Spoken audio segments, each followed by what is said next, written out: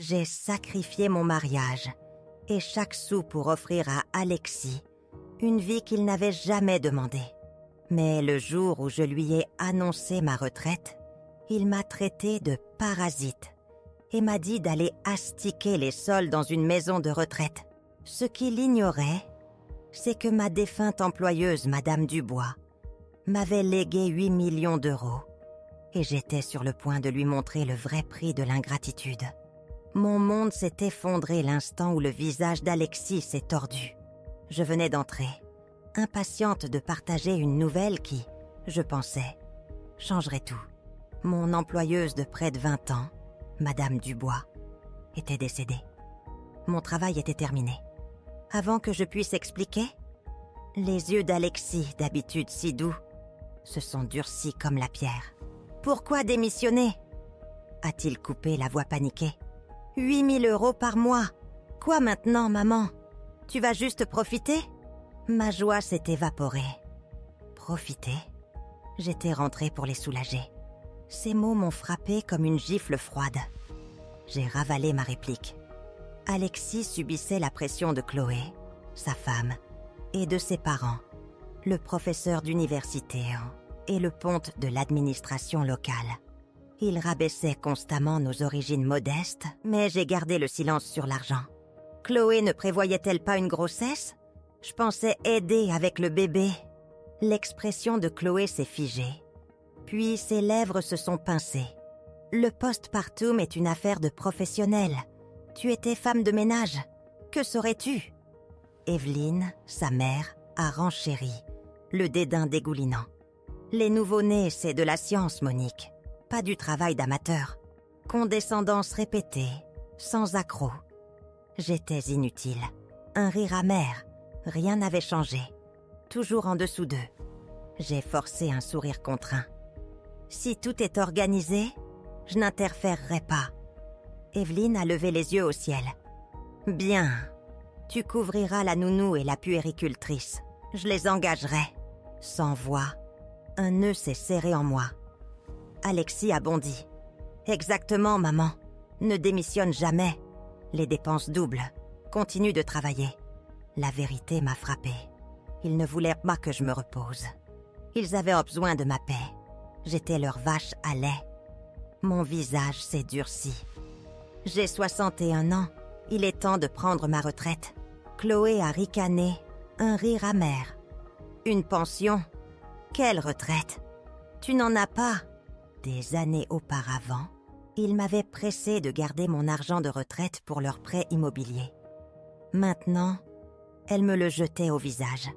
Revenu pathétique, a claqué Chloé. Qui t'a dit d'acheter une maison que tu ne pouvais pas te permettre? Planifie mieux. Alexis, apaisant Chloé, ça criait. Ça suffit, maman. Chloé est enceinte. Tu la stresses. On a besoin d'argent. Tu es en forme. Travaille encore 20 ans. Garde les discussions sur la retraite pour tes 80 ans. 20 ans de plus? La tristesse m'a creusé.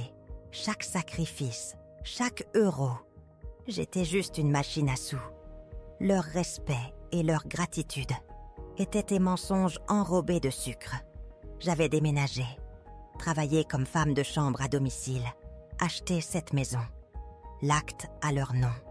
Ils avaient au pleuré, promettant de prendre soin de moi. Maintenant, la vie que je mérite signifiait un travail sans fin jusqu'à ce que je m'écroule. J'ai ravalé mes larmes, la voix ferme. Je prends ma retraite, c'est définitif.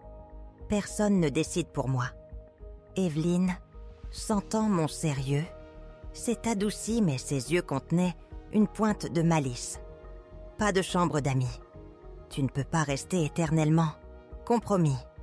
Une famille riche a besoin d'une aide à domicile logé. Bon salaire. Transition facile. Chloé a ricané. Parfait. Tes gains allègent notre fardeau. Tout le monde y gagne. Evelyne a ajouté. Travailler ne te tuera pas. Si tu fais bien, tu pourrais rester à long terme. Mon visage s'est glacé. J'ai démissionné. Je ne travaillerai plus jamais chez personne. Le sourire d'Evelyne s'est éteint. Sa voix légère mais pleine de pression. Fini les autres? Très bien. Une maison de retraite à proximité. Séjour basé sur le travail. Cuisine, entretien. Gagne ta croûte. Chloé a levé les yeux au ciel. Plus raisonnable. Prends tes responsabilités. Arrête de t'attendre à ce qu'on te porte. La rage bouillonnait. J'ai gardé mon calme. Alexis, tu trouves ça acceptable d'envoyer ta mère astiquer les sols dans une maison de retraite? Ses yeux ont esquivé. Maman, sois réaliste. Tu voulais ton indépendance. C'est digne. Subviens à tes besoins. On ne te doit rien. Il a sorti son téléphone. Une place disponible maintenant. J'ai appelé. Emménage aujourd'hui. Il a composé le numéro. L'incrédulité m'a envahi. Mon enfant, impatient de me jeter comme un poids mort. Mes mains tremblaient, les larmes coulaient. Alexis, j'ai tout donné. Épuisé mes économies pour votre maison. Maintenant, je suis un fardeau? C'est comme ça que tu me rembourses? La culpabilité a vacillé, puis la rage a déferlé. Il a donné un coup de pied dans ma valise. Tu as souffert? Ton choix. Si tu n'avais pas divorcé de papa, on serait riche. Tu as tout gâché. Tu me dois ta vie. Silence stupéfait. La douleur m'a déchiré la poitrine. Il n'avait aucune idée. J'avais divorcé de son père pour lui. Pour le sauver de l'abandon, de la famille d'accueil. Chaque sacrifice, chaque choix, chaque larme était pour sa chance dans la vie. Maintenant, il me reprochait d'avoir détruit l'avenir que j'avais protégé. La douleur s'est intensifiée. Des années d'amour ressemblaient à une cruelle blague. Alexis n'était pas mon enfant biologique. Je l'ai adopté. Un bébé fragile, souffrant d'une malformation cardiaque, abandonné dans une benne à ordures. Mon mari m'avait donné un ultimatum. Le rendre ou je partais. J'ai choisi Alexis. J'ai enchaîné les petits boulots, économisé chaque sou pour le sauver. Il s'est rétabli. Je ne lui ai jamais dit la vérité, craignant le fardeau. Je voulais qu'il croie en la bonté. Mais il est devenu cet étranger froid, égoïste, ingrat, furieuse. Pourtant, un soulagement a vacillé. Dieu merci, je n'avais jamais mentionné le fonds fiduciaire. 8 millions. S'il savait, la laideur serait pire. Mon regard est devenu glacial. Si tu es si insensible, qu'il en soit ainsi. C'est terminé. Nous n'avons plus rien à voir l'un avec l'autre. J'ai tendu la main vers ma valise. Evelyne m'a attrapé le bras. Quoi? Ton fils, responsable de son avenir. Tu ne peux pas t'en aller. Chloé a fait écho. Irresponsable. J'ai ri, froidement. Légalement, l'obligation d'un parent prend fin à 18 ans. J'ai soutenu Alexis jusqu'à ses 30 ans. Quoi de plus? Le visage d'Alexis s'est tordu. Pas de la parentalité. Tes mauvais choix, ta culpabilité. Chaque chose misérable est de ta faute. Tu me dois ta vie. As-tu demandé ma permission de me mettre au monde? Il semblait dérangé. Je l'ai regardé. Un étranger. J'ai dû être aveugle. Si tu as des questions, demande à ta mère biologique, celle qui t'a laissé dans une benne à ordures. Il s'est figé, confus, la fureur s'accrochant. Peu importait. Il ne me concernait plus. J'ai repoussé la prise d'Evelyne et je suis partie. Des cris de colère ont suivi. Tu renies ton fils, pas humaine. Ne te vante pas, Monique. Quand tu seras vieille, malade, que personne ne voudra de toi, où sera cette indépendance? Personne ne t'embauchera. Ne reviens pas en rampant. J'ai marqué une pause, me suis retournée les ai affrontés avec un froid détachement. Occupez-vous de vous. La maison? Mes sous l'ont achetée. Si je la reprends, vous n'aurez plus de toit. Chloé s'est précipitée vers la porte, le doigt pointé, fulminante. Ne touche pas à cette maison. Enregistrée à nos noms. Légale. Aucune revendication. Très bien. Ma voix inébranlable. Alors écoutez ceci. Je me fiche de dépenser le prix de 2 maisons. Je ne laisserai pas cette maison entre les mains de sangsues ingrates. Chloé a éclaté d'un rire moqueur. Tu as perdu la tête? 2 maisons? Tu n'as pas 1 000 €. Vieille souillon, va te faire voir. Mérite de pourrir dans la rue. Elle a claqué la porte. Je n'ai pas argumenté. Pas scié. Je me suis dirigée vers l'ascenseur. J'ai sorti mon téléphone. Parcourant les annonces de maisons de luxe. Un sourire amer. Si je n'emménageais pas dans la meilleure des maisons, je manquerais de respect aux 8 millions de mon fonds fiduciaire. Cette nuit-là, un hôtel 5 étoiles. J'ai contacté l'avocat de Madame Dubois, initiant les procédures légales pour récupérer tout ce qui m'appartenait. Les jours suivants, l'immobilier de luxe. Quel genre de famille trahirait les siens à un tel point, poussant une mère à bout pour qu'elle détienne le secret ultime et dévastateur. Les jours suivants se sont fondus en un acte de réappropriation de moi-même. J'ai vécu dans cet hôtel 5 étoiles, plongeant tête la première dans le marché immobilier de luxe parisien. Des listes de propriétés ont rempli mon écran. Des villas élégantes et de grandes propriétés. Chaque visite ressemblait moins à une recherche de maison qu'à un acte de défiance. Une déclaration de guerre silencieuse contre la vie qu'ils avaient essayé de m'imposer. Une semaine plus tard, j'avais rendez-vous dans le domaine de villas privées, le plus prestigieux de la région parisienne. Le showroom bourdonnait de monde, malgré des prix de départ à plusieurs millions. Je suis entrée dans le grand hall, parcourant les présentoirs, lorsqu'une jeune femme au sourire frais et enthousiaste s'est approchée. « Bonjour madame, puis-je vous présenter les détails du projet ?»« Oui, s'il vous plaît.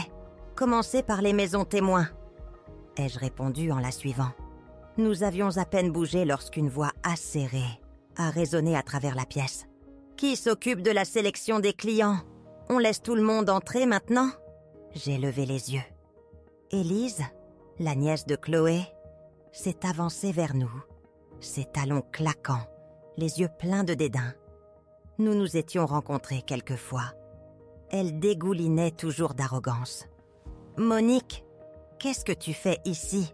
Je l'ai regardée froidement, continuant à marcher. « Pour visiter une propriété? Un problème ?» Elle a bloqué mon chemin, un rictus sur le visage.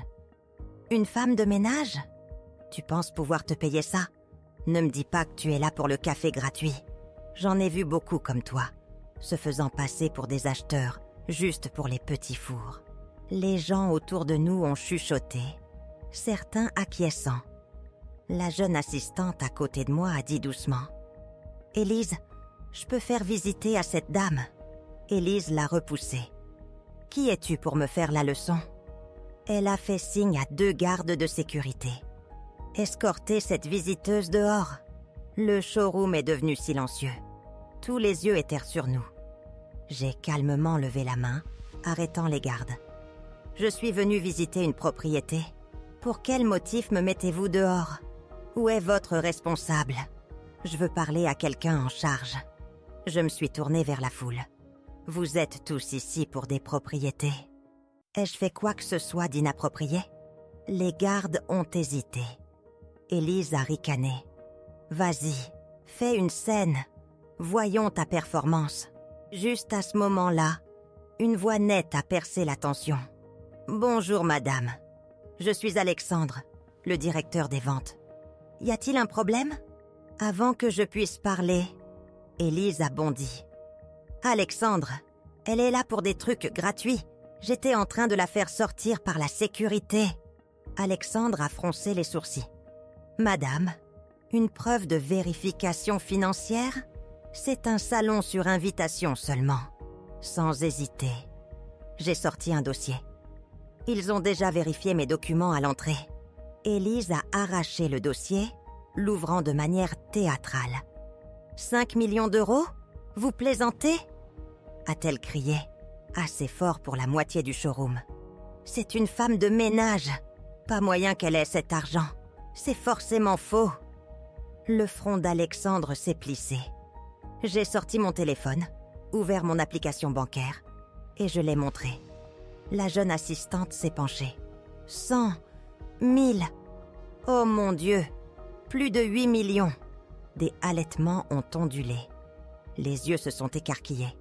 Plus de jugement, maintenant stupéfait. Quelqu'un a chuchoté « Mon Dieu, elle a de l'argent sérieux ». Le visage d'Élise s'est vidé, passant du rouge au vert pâle. « Alexandre, cette application bancaire doit être fausse », a-t-elle insisté. « Chloé, ça suffit », a dit Alexandre sèchement. Il s'est tourné vers moi posé. « Madame, mes plus sincères excuses. Une erreur de notre part. Je vais vous assigner notre responsable le plus expérimenté. » J'ai fait un geste de la main. « Pas besoin. Elle va très bien. Professionnelle. » J'ai désigné la jeune assistante. « Je veux qu'elle me montre la propriété. » Alexandre a semblé mal à l'aise. « Elle vient de commencer, en formation. » « Mais je l'aime bien, » ai-je dit fermement. « J'achète aujourd'hui, et je veux que ce soit par son intermédiaire. » Bien sûr, Manon prenait un soin excellent de notre distinguée cliente. Alexandre a rayonné. Élise se tenait raidement, les lèvres tressautant. Elle a marmonné. Une femme de course glorifiée qui se prend pour quelqu'un. Je l'ai ignorée. J'ai choisi le plus grand modèle de villa. Plafond vertigineux, un jardin spacieux, une véranda entièrement meublée. Je prends celle-ci. Commençons les formalités. Les yeux de Manon se sont illuminés. « Madame, vous ne voulez pas d'autres options ? » « Pas besoin. C'est plus que suffisant. » Elle a rayonné. « Ma première vente. Vous êtes mon porte-bonheur. » Dans la zone de signature, des murmures ont commencé. Elle a signé sans une seconde pensée. 1 500 000. Elle n'a même pas cligné des yeux. L'argent parle. Puis, la voix d'Élise, empreinte de venin. Ce n'est pas une femme de ménage ordinaire. Non, c'est une de ces assistantes à domicile pour vieux messieurs riches, si vous voyez ce que je veux dire. Pas juste le ménage. Je posais le contrat. Manon, rappelez Alexandre, s'il vous plaît. J'aimerais acquérir une autre propriété. La pièce se tut. La voix de Manon trembla. Une autre ? Exactement, dis-je calmement. Une pour y vivre, une autre comme investissement. Et j'ai une petite faveur à demander à Alexandre. Alexandre revint, rayonnant. Madame ? Première acquisition confirmée. J'ajoute une seconde unité. Mais, fis-je une pause, ma voix devenant glaciale. J'attends de votre équipe qu'elle règle le comportement inapproprié de certains membres du personnel. Le sourire d'Alexandre s'évanouit. Son regard se posa sur Élise. Élise ? Encore des problèmes ? Excuse-toi tout de suite. Elle leva le menton. Pourquoi ? J'ai dit la vérité. C'était une femme de ménage, une de celles qui s'occupent des vieux messieurs riches. Son fils l'a dit. Je relevai la tête, la fixant droit dans les yeux. Mon fils a aussi dit un jour que ton petit portefeuille provenait de tes nuits passées au lit avec des clients. Vrai ? Le visage d'Élise se vida de son sang. Menteuse, diffamation. Tu viens de me diffamer. Maintenant, tu comprends ce qu'est la diffamation ? Je me tournai vers Alexandre. Élise, ça suffit. Sécurité, escortez-la dehors. Vous êtes licenciée. Élise paniqua. Alexandre, je ne mentais pas. C'était une femme de ménage. Vous avez enfreint le règlement, dit fermement Alexandre. Licenciement immédiat. Attendez, arrêtai-je les gardes. Elle m'a diffamé publiquement. Je ne laisserai pas passer ça. Je composais un numéro. Allô, la police ? Je veux signaler une diffamation et du harcèlement public. 10 minutes plus tard, 2 agents arrivèrent. Après mon récit, ils avertirent d'Élise. Des excuses publiques où je porterai plainte. Coincée, tremblante, Élise marmonna. Je suis désolée. Elle nous lança, à Manon et à moi, un regard haineux. Surtout en voyant Manon préparer la seconde vente. Manon, la discrète, était désormais la vedette du jour. Je signais les 2 contrats, payais la totalité. Les yeux de Manon pétillaient. « Madame, je ne vous remercierai jamais assez. 3 mois sans vente. Aujourd'hui, 2 unités. Mon miracle. Elle insista pour organiser le nettoyage et les préparatifs du déménagement. J'acceptais. Pour la première fois depuis des années, je me sentais vraiment légère. L'humiliation, le ressentiment, balayés comme de la poussière. Ce soir-là, de retour à mon hôtel, mon téléphone sonna. Alexis, qu'est-ce que tu as fait bon sang pour ruiner le travail d'Élise? Sa famille réclame des réponses. Arrange ça. Je répondis avec désinvolture. Qu'ils viennent, c'est ton problème. Je te l'ai dit, c'est fini entre nous. Je ne te dois rien. Ah, des problèmes? Rugit-il. Tu les as créés. Tu t'attends à ce qu'on s'en occupe? Mon sang bouillait. Des problèmes? Élise m'a diffamée. La police était là. Si ça éclate, tu ne t'en sortiras pas indemne. Alexis se tut. D'accord. Passons à autre chose. Au fait, qui est ton nouvel employeur? Riche, hein? Il te traite bien? Je ris silencieusement. L'odeur de l'argent. Il reniflait. Peu importe, ça n'a rien à voir avec toi. Encore une fois, c'est fini. Pour de bon. Je mis fin à l'appel, bloquant tous les numéros de lui, de Chloé et de toute leur famille.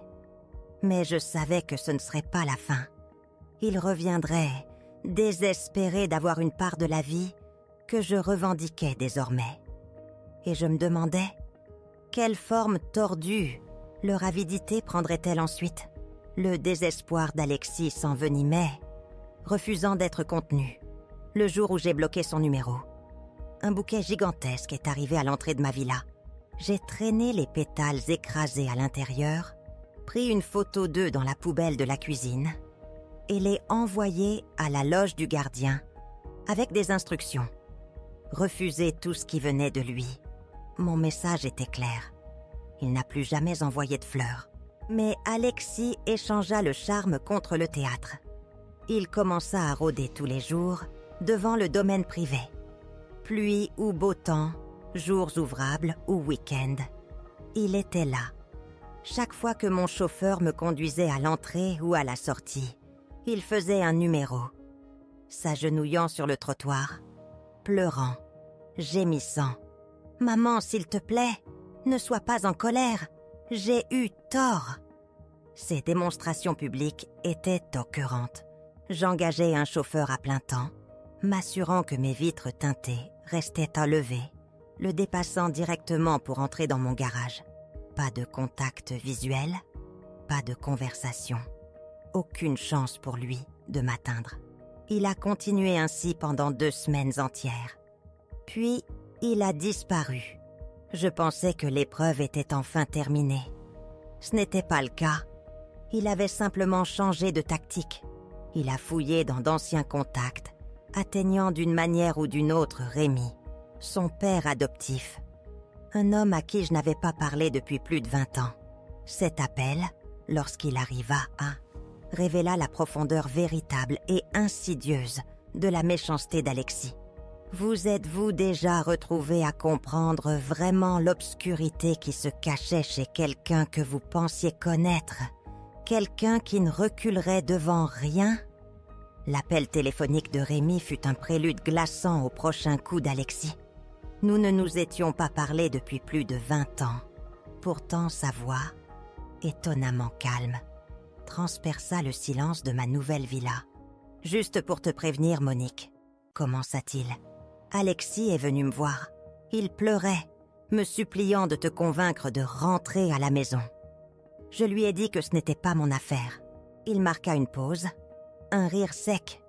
Je lui ai rappelé que je n'étais pas son père biologique. J'ai même ajouté que quel que soit le désordre entre vous deux, c'était votre affaire. Je suis un étranger. » Mon souffle se coupa. Ma vieille promesse de protéger la vérité d'Alexis. Rémi l'avait-il brisée? Mais il a insisté sur le fait que je mentais, continua Rémi. Il s'est même présenté à mon bureau, faisant une scène. Je n'ai pas eu d'autre choix que de faire un test de paternité pour le faire taire. Je ne lui ai pas dit toute la vérité cependant. J'ai tenu ma promesse, toutes ces années. Je n'ai pas révélé ses véritables origines. Donc en bref, il sait que je ne suis pas son père. Mais toi, Monique, tu es toujours sa seule et unique mère. La ligne coupa. Je raccrochais, me préparant au pire. Je savais.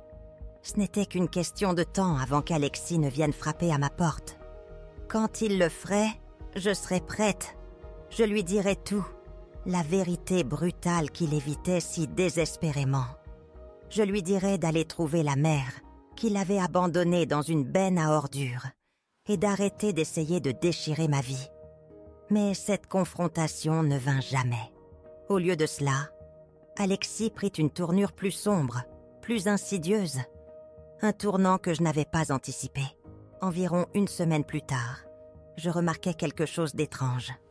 La façon dont les gens de mon nouveau quartier me regardaient avait changé.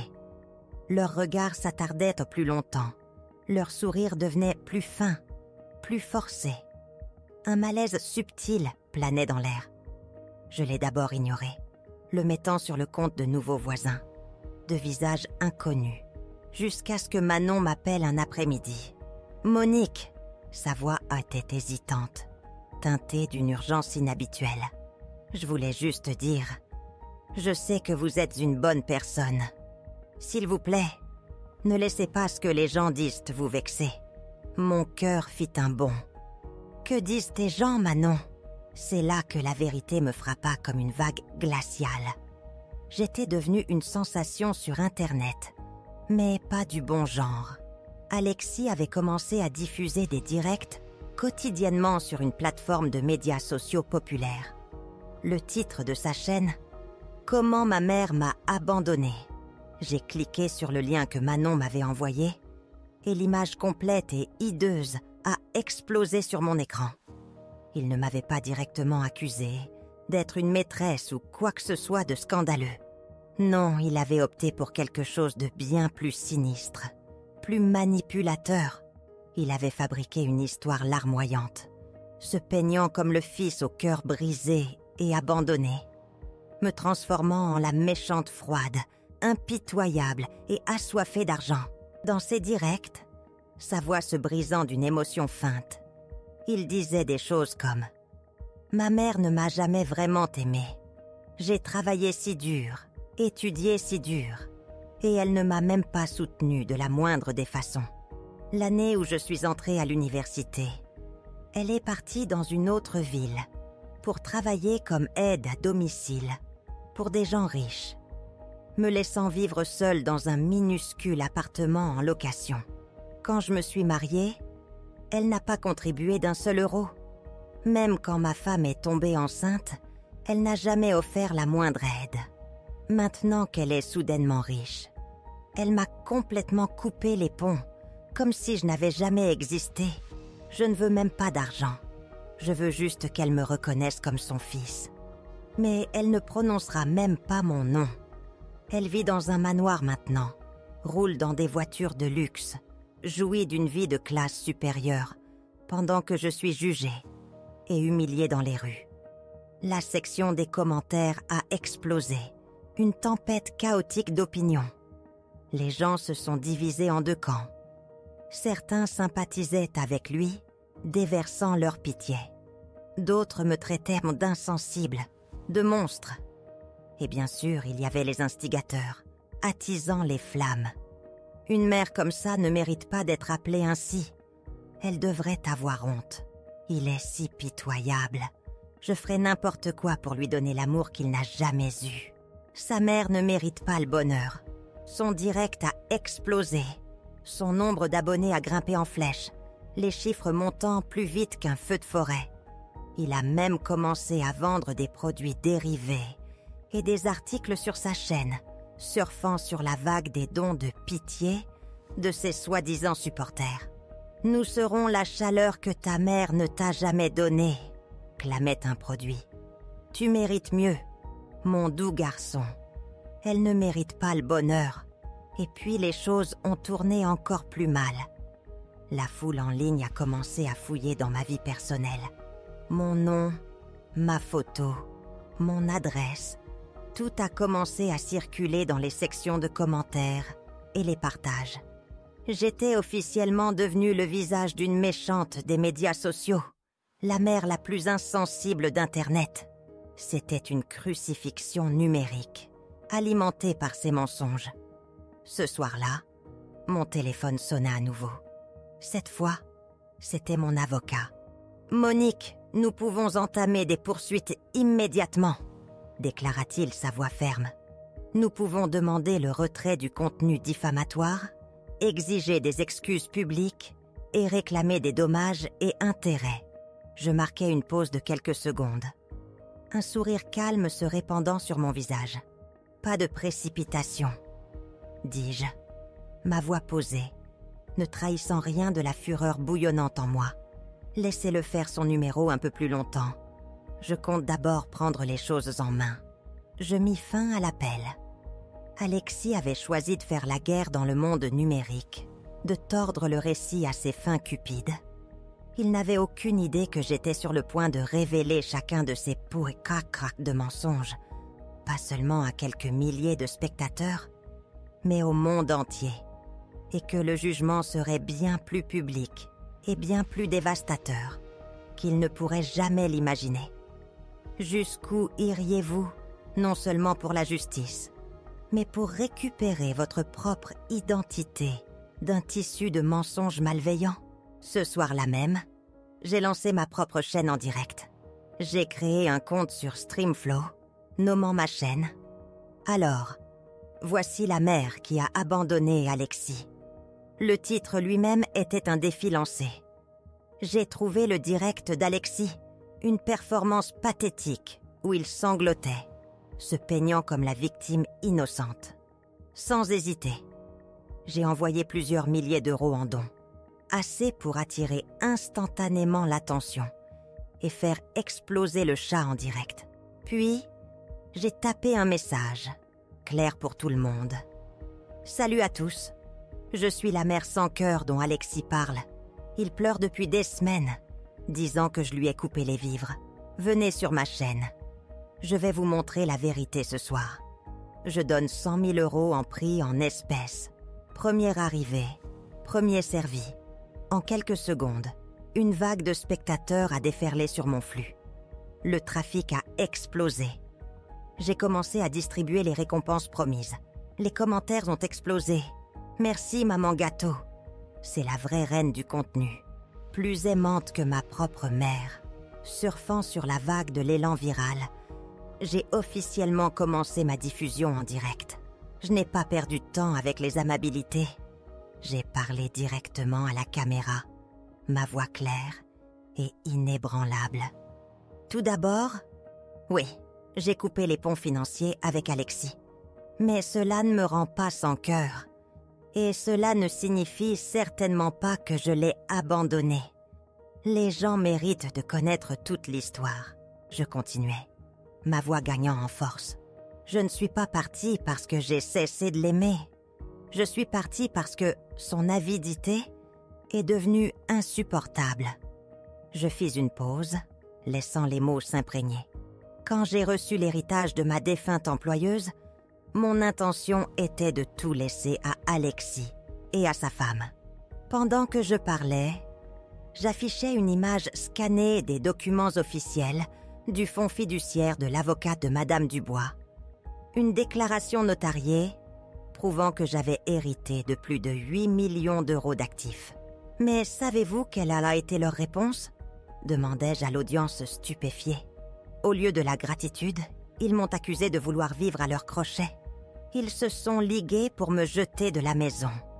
Ils ont même suggéré que je déménage chez un vieil homme au hasard, comme aide à domicile, car dans leur esprit, ma seule valeur était de continuer à travailler et à injecter de l'argent dans leur foyer. Pour eux, je n'étais pas une mère, j'étais un compte en banque. Les commentaires ont de nouveau explosé. Un flou vertigineux de textes. Mon Dieu, 8 millions d'euros? Quel genre d'employeur fait ça? Enfin, le karma récompense un bon cœur. Ce n'est pas de la froideur, c'est de la clarté. Bien sûr, quelques sceptiques se sont manifestés. Quand même, vous êtes sa mère. N'êtes-vous pas censé soutenir votre enfant? Le couper après le mariage, ça semble plutôt de sang-froid. J'ai répondu calmement, sans scier. Permettez-moi de vous poser la question. Soutenir un enfant, cela signifie-t-il que vous êtes censé être leur distributeur automatique, personnel pour toujours? Je l'ai élevé seul depuis qu'il avait 1 an. J'ai payé ses frais de scolarité. Je lui ai acheté une maison. Qu'ai-je obtenu en retour? La suspicion, le rejet, le manque de respect et être forcé de quitter ma propre maison.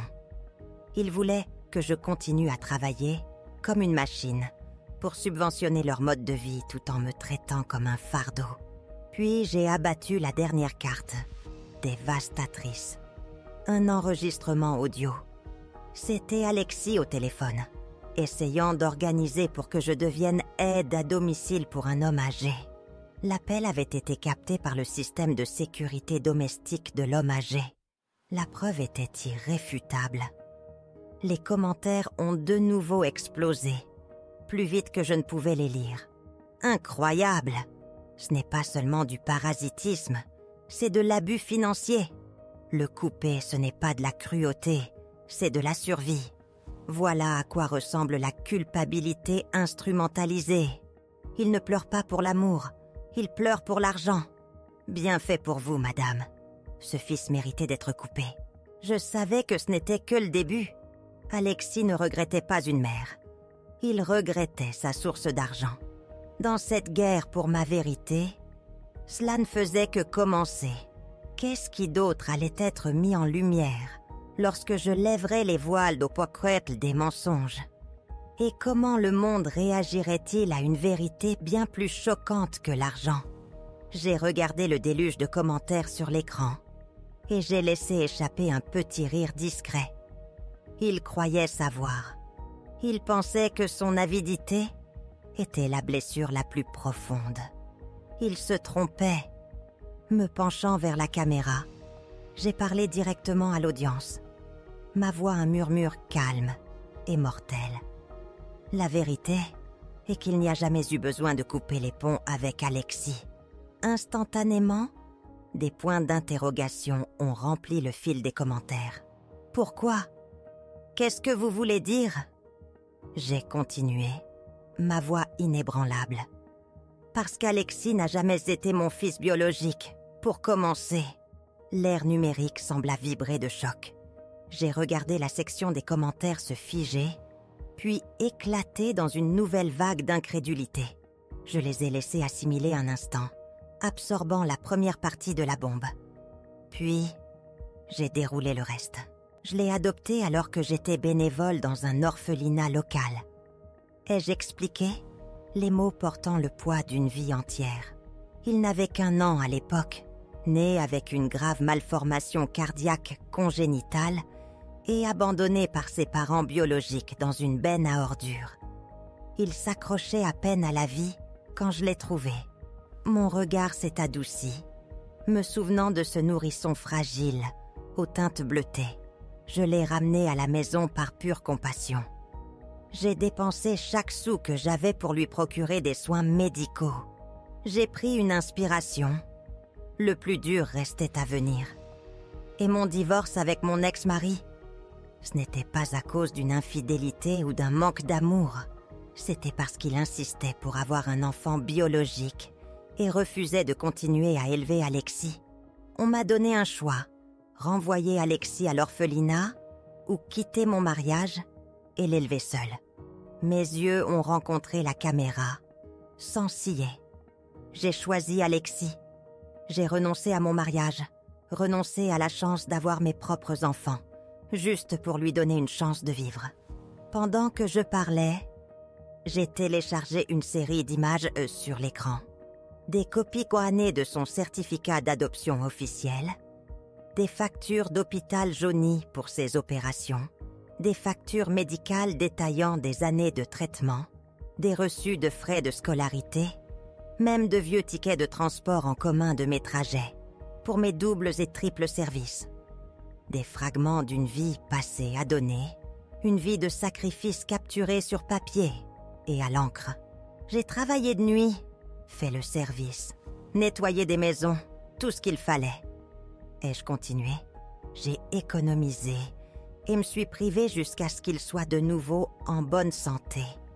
Je l'ai envoyé à l'université. Je lui ai même acheté une maison avec mon argent durement gagné. Et qu'ai-je obtenu en retour? Il a refusé de me laisser vivre dans cette même maison. Il m'a jetée dehors comme une étrangère. Maintenant, il me calomnie en ligne, prétendant que je l'ai abandonné et répand même des rumeurs selon lesquelles j'aurais fait mon chemin vers la richesse en couchant. Ma voix s'est étranglée. Dites-moi, comment devrais-je répondre à quelqu'un comme ça? La section des commentaires a explosé. Un torrent de fureur, de choc et de sympathie nouvelle a rempli l'écran. Il est ignoble. Qui fait ça à une femme qui lui a sauvé la vie? Il a utilisé sa mère adoptive comme une éponge, puis il l'a jetée. Dégueulasse! Vivre dans la maison qu'elle a payée et la mettre quand même à la porte? Incroyable! Dieu lui a donné la vie, elle lui a donné tout le reste, et il s'est retourné pour la poignarder dans le dos. Le tollé a été immédiat. Les spectateurs, dont beaucoup venaient tout juste du direct d'Alexis, où il jouait la victime, se sont précipités en arrière. Sa section de commentaires a été inondée d'indignation. Comment pourrions-nous jamais soutenir quelqu'un comme toi? Honte à toi! Tu as joué la victime tout en saignant ta mère à blanc. C'est toi l'insensible, pas elle. Sur le propre direct d'Alexis, son visage est devenu visiblement pâle. « Pourquoi la croyez-vous tous ?» a-t-il crié, sa voix se brisant de désespoir. « Elle ment! Si je n'étais pas son vrai fils, pourquoi a-t-elle fait tout ça pour moi? Elle vous manipule! Personne n'irait aussi loin pour un enfant qui n'est pas le sien. » Il s'effondrait. La façade soigneusement construite s'écroulait devant des millions de personnes. De retour sur mon direct, d'autres spectateurs ont exigé des preuves irréfutables. Sans hésiter, j'ai téléchargé une copie scannée du registre d'adoption délivré par le gouvernement. C'est le document officiel, vérifié, public et authentique. Les commentaires ont de nouveau éclaté. Ça y est, fin de la discussion. Elle dit la vérité. Ce n'est pas seulement une trahison, c'est une faillite morale. Il a utilisé son amour, son argent, sa vie, et a quand même essayé de la détruire. Signalez-le, il ne mérite pas de plateforme. Et juste au moment où je pensais que ça ne pouvait pas empirer, Alexis a redoublé d'efforts, affichant un niveau de dépravation qui a soulevé le cœur collectif d'Internet. Et alors, si je n'étais pas son vrai gosse, a-t-il hurlé, le visage déformé par un masque de pure laideur. Elle n'avait pas à me sauver. Je ne lui ai jamais demandé. Peut-être que si elle ne m'avait pas recueilli, j'aurais été adoptée par une vraie famille. Elle a ruiné ma vie. Elle n'aurait jamais dû interférer avec mon destin. C'en était trop. Internet a explosé. Tu es fou qu'elle t'ait sauvé? C'est la chose la plus dégoûtante que j'ai jamais entendue. Que le monde entier voit le vrai visage de ce monstre. Signalez-le maintenant. En moins d'une journée, l'opinion publique a complètement basculé. Alexis est passé de victime abandonnée à parasite ingrat, se nourrissant du sang de sa mère adoptive. Sa chaîne de streaming a été définitivement suspendue par la plateforme cette même nuit.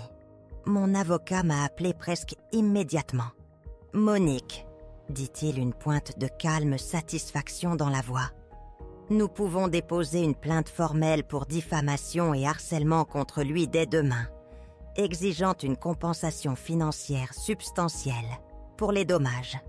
Nous demanderons également une injonction pour lui interdire légalement de faire d'autres déclarations diffamatoires ou de vous attaquer via les plateformes de médias sociaux. » J'ai fermé mon ordinateur portable, l'écran reflétant mon visage calme et résolu. Le silence dans la villa était profond, non plus vide, mais rempli d'une puissance tranquille. Alexis s'était véritablement exposé, et sa chute avait été spectaculaire. Mais même avec sa ruine publique, je savais que les batailles juridiques ne faisaient que commencer. Et je me demandais, un tribunal pourrait-il vraiment réparer les morceaux brisés d'un cœur? Ou ne pourrait-il délivrer qu'une justice mesurée en euros et en décrets? Le marteau du tribunal s'est abattu. Un son sec et retentissant qui a scellé le destin d'Alexis. La bataille juridique, bien que émotionnellement épuisante, avait été rapide et décisive. Le juge l'a déclaré coupable de violation des lois sur la cybersécurité et la diffamation. Un verdict qui ressemblait moins à une victoire qu'à une conséquence inévitable. Il a été condamné à payer des dommages et intérêts importants, à couvrir tous les frais de justice. Et ses privilèges de streaming ont été révoqués. Ses comptes de médias sociaux, autrefois sa plateforme de mensonges, ont été bannis définitivement. J'étais enfin complètement libre. Plus aucune trace d'Alexis dans ma vie numérique. Et j'espérais, dans ma vraie vie. 6 autres mois se sont écoulés. Une période tranquille, presque sereine, dans ma nouvelle villa. J'ai laissé le silence s'installer, laissant les blessures de la trahison commencer à cicatriser. Puis, un processus juridique méticuleux a commencé. Mon équipe d'avocats, travaillant sans relâche pour récupérer la maison, qui avait autrefois été la mienne. La paperasse, les dépôts, les allers-retours, c'était un travail lent et minutieux. Mais un jour, l'appel est arrivé. Tout était finalisé. Je me tenais dans le salon, fixant les rideaux familiers, regardant la lumière du soleil se déverser sur le parquet. C'était la même maison. Pourtant, elle semblait différente, purifiée. Pour la première fois depuis des années, je me sentais vraiment légère, comme si toute l'humiliation, le ressentiment et l'amertume avaient été balayés comme la poussière de ces mêmes sols. J'avais l'impression d'avoir enfin expiré, après avoir retenu mon souffle pendant des décennies. Quelques jours plus tard, une nouvelle inattendue et frappante est arrivée. Chloé, la femme d'Alexis, a demandé le divorce. Elle a signé les papiers au bureau de son avocat avec un calme absolu, ai-je entendu, sans prononcer un seul mot de plus. Il était clair qu'elle l'avait vu tel qu'il était vraiment. Un homme qui se plaignait d'être lésé, mais n'assumait jamais ses responsabilités. Plein de ressentiment, mais complètement dépourvu de conscience de soi. Juste comme ça, Alexis a complètement disparu de ma vie. Je n'ai pas demandé où il était allé, et je n'avais aucun intérêt à regarder en arrière.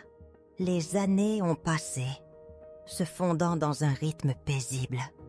Mon jardin a prospéré, ma nouvelle routine a apporté une joie tranquille. J'ai appris à respirer de nouveau, pleinement. Puis un jour, en discutant avec une vieille amie dans un café, sa voix désinvolte, elle l'a mentionné. J'ai entendu dire qu'Alexis s'était enfui au Canada. Il est toujours en ligne, se vantant de la liberté et de la facilité de la vie là-bas. La curiosité, une faible braise que je pensais éteinte depuis longtemps, a vacillé. J'ai cherché son nom en ligne. Ce que j'ai trouvé était obsédant. La vidéo était granuleuse, prise par un passant. Elle le montrait débraillé et voûté, à côté d'une poubelle au coin d'une rue, rongeant un morceau de pain moisi. Ses yeux étaient vides, sans éclat. Parfois, il se fendait d'un sourire maniaque, un rictus glaçant et vide. D'autres fois, il éclatait en sanglots incontrôlables qui déchiraient tout son corps. Il avait perdu la tête. Le même homme qui se tenait autrefois devant une caméra, me peignant comme une méchante, cherchant la compassion, vendant la douleur pour attirer l'attention, était devenu exactement ce qu'il méritait d'être, un fantôme en marge de la vraie vie. Je n'ai ressenti aucune satisfaction, aucune colère non plus, seulement un vide étrange et silencieux. Il était simplement devenu la somme de ses propres choix. Aucun nombre d'abonnés ne pouvait le sauver. Aucun nombre de mensonges ne pouvait maintenir son histoire debout. Il a perdu la sympathie qu'il avait volée. Il a ruiné l'intégrité qu'il n'avait jamais estimée. Et finalement, la vie a fait ce qu'elle fait toujours. Elle l'a rattrapé. Mais alors qu'un chapitre de douleur se refermait, le véritable travail de trouver la paix pour mon âme commençait vraiment. À quoi ressemble la vraie paix après la tempête? Et un cœur peut-il jamais guérir complètement des blessures laissées par ceux que l'on tenait autrefois le plus près? La lumière du matin, filtrée par la glycine en fleurs, projetait de douces ombres sur mon carnet de croquis. Le parfum du café torréfié se mêlait à la terre fraîche de mon jardin florissant. Ce n'était pas la grandeur opulente et silencieuse de la villa. C'était quelque chose de plus profond, profondément mérité. Les 2 villas, achetées dans la rage, un écho défiant contre leur avidité, avaient servi leur but. Des monuments à une bataille, pas des sanctuaires de paix. Lorsque le marché immobilier a explosé, je les ai vendus, transformant cette amertume en fondation pour une nouvelle vie tranquille.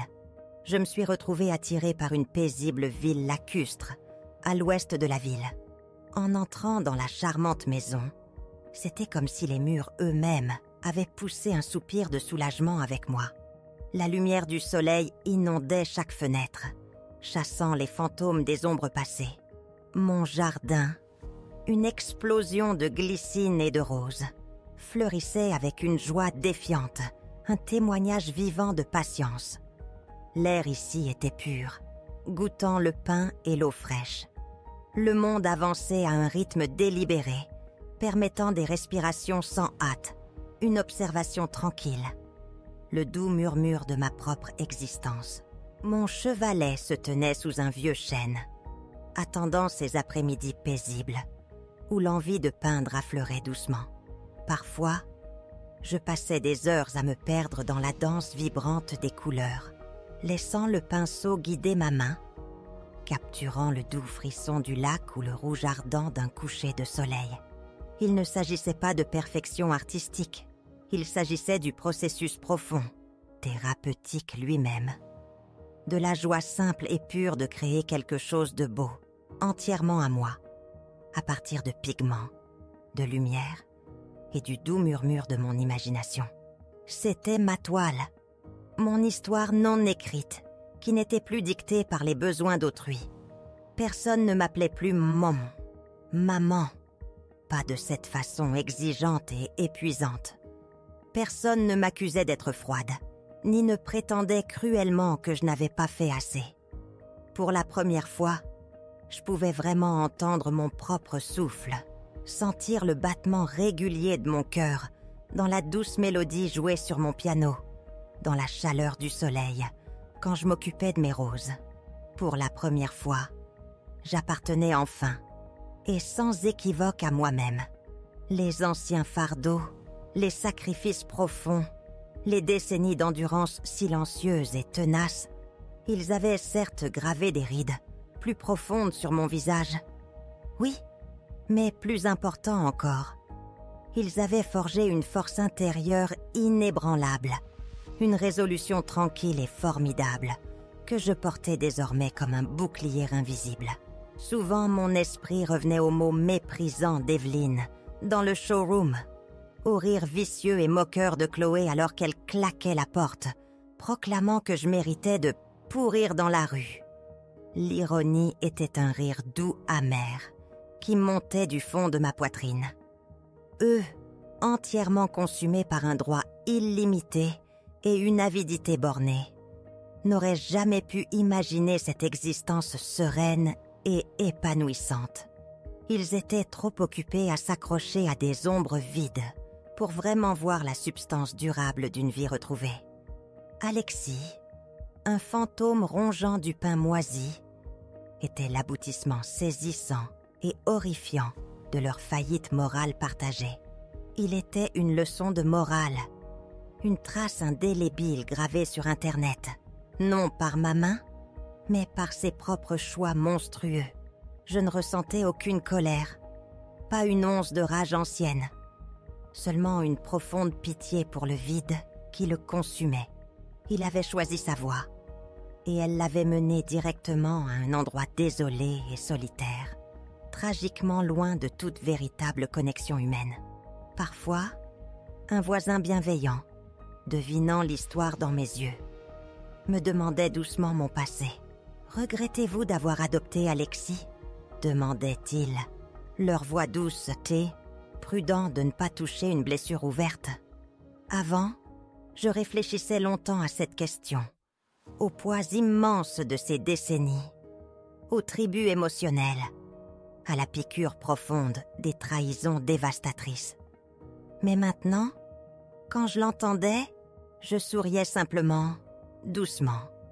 Un vrai sourire naturel, et je secouais la tête, ressentant un sentiment de paix libérateur. « Non », disais-je, ma voix ferme, imprégnée de la sagesse durement acquise des années. Je ne le regrette pas, plus maintenant. Je regrette seulement de ne pas avoir compris plus tôt que la gentillesse ne devrait jamais être pratiquée au coup dévastateur de l'autodestruction. Apprendre à me protéger, à enfin poser des limites fermes et inébranlables, à valoriser sans équivoque ma propre valeur intrinsèque au-delà de leurs exigences insatiables et sans fin. Cela, mes amis, fut la leçon la plus importante que j'ai jamais apprise dans la seconde moitié transformatrice de ma vie. Souvent, je m'asseyais près du lac les soirs tranquilles, regardant le soleil plonger lentement, peignant le ciel de teintes ardentes. L'eau reflétait la lumière, scintillant de 1000 petits diamants, chacun un témoignage de résilience, du pouvoir tranquille d'être simplement. J'avais mes défauts, mes doutes, mes cicatrices profondément gravées, qui me servaient de rappel de mon chemin parcouru. Mais à travers tout cela, je suis devenue quelque chose de bien meilleur, une femme qui vivait enfin pour elle-même. Et il s'est avéré qu'il n'était pas trop tard du tout. C'était en fait le moment parfait pour commencer. Mes amis, si vous vous êtes déjà sentis sous-évalués, ignorés ou mis de côté par ceux que vous aimiez, rappelez-vous cette profonde vérité. Votre valeur n'est pas définie par ce que les autres vous prennent, mais par ce que vous choisissez, avec courage et défi, de reconquérir pour vous-même. Quelle est la leçon la plus importante que vous ayez apprise sur l'estime de soi et la fixation de limites dans votre propre vie? Partagez vos histoires et vos réflexions puissantes dans les commentaires ci-dessous. Votre voix est incroyablement importante pour notre communauté. Et si cette histoire de résilience et de transformation a profondément résonné en vous, n'hésitez pas à vous abonner à notre chaîne pour plus de récits captivants sur la découverte de votre véritable force.